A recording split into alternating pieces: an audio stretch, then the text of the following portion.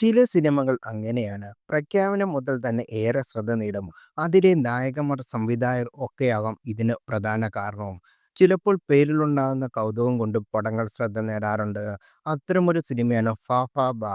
പേരിലെ കൗതുകത്തിനു പുറമെ സിനിമയിലെ താരനിരയാണ് പ്രേക്ഷകരുടെ കണ്ണിൽ ഉടക്കിയതെന്ന് നിസ്സംശയം പറയാം.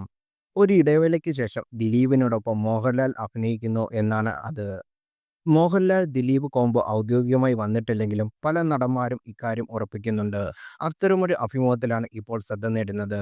പുതിയ സിനിമയുമായി ബന്ധപ്പെട്ട നടൻ ബൈജു സന്തോഷ് നൽകിയ അഭിമുഖമാണിത്.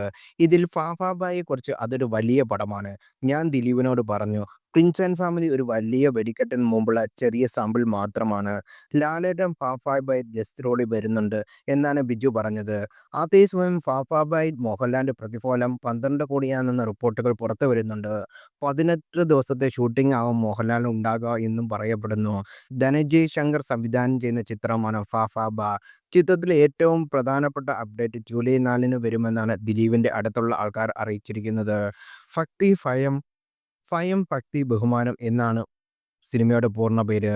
താരദമ്പതികളായ നൂറിൻ ഷെരീഫും ഫാഹിൻ സഫറും തിരക്കഥ രചിക്കുന്ന ചിത്രത്തിൽ വിനീത് ശ്രീനിവാസൻ, ഡാൻ ശ്രീനിവാസൻ എന്നിവരും പ്രധാന വേഷത്തിലെത്തുന്നുണ്ട്. ഒരു മാസ് എന്റർടൈനറായി ഒരുങ്ങുന്ന 'ഫ.ഫ.ബ' നിർമ്മിക്കുന്നത് ഗോകുലം മൂവീസാണ്.